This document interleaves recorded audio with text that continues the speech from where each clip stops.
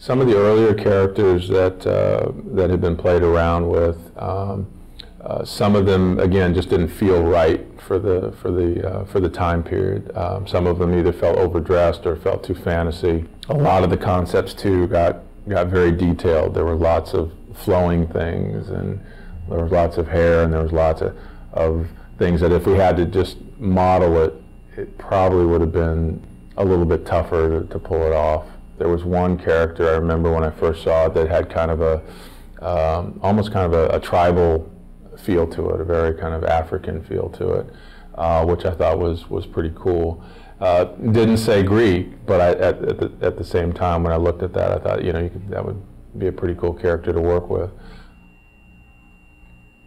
We went through images of the lone wolf kind of characters where you might have a hero with a little baby or a dog on his back. So just to kind of give something different, you know, about the character and something that you can kind of relate to.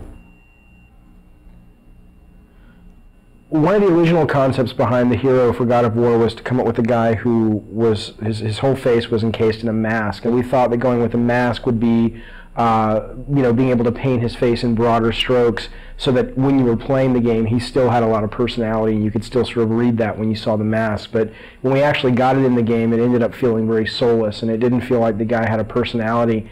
That was always one of the big elements that we were dealing with. You know, and it was difficult because, you know, we would often hear, "It's not Greek enough," and we're like, "What does that mean?" I'm using a actual, you know, sometimes because we'd take it right from a Greek, some Greek sources, you know, and it's very Greek. But I think what we really started seeing was, okay, no, it's not. It's not Greek enough according to what the general public knows, and that's kind of where we had to go towards.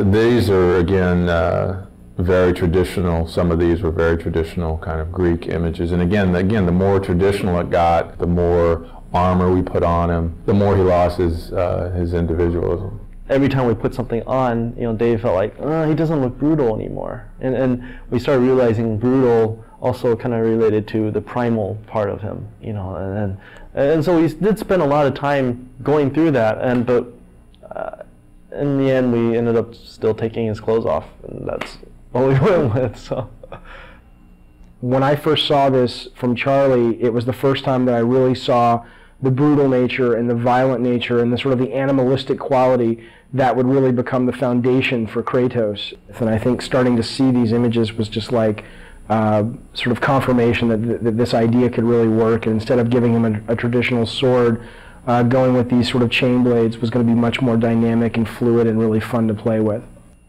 The main goal for the character in the game was always to create someone that looked really brutal and really nasty and really violent. Instead of sort of going down the traditional route of a iconic Greek hero with the plume helmet and the skirt and the toga and the sandals, we wanted someone who really made the player feel like he was being able to unleash his dark side. So the idea was always, how can we make him look more brutal? How can we make him look more violent and impulsive and nasty? And that desire always superseded sort of historical accuracy. So while you look at this guy and he may not totally feel at home in ancient Greece from a costume standpoint, I think he achieves the greater purpose, which is to give players a character that they can play who really does let them just go nuts and unleash the nasty fantasies they have in their head.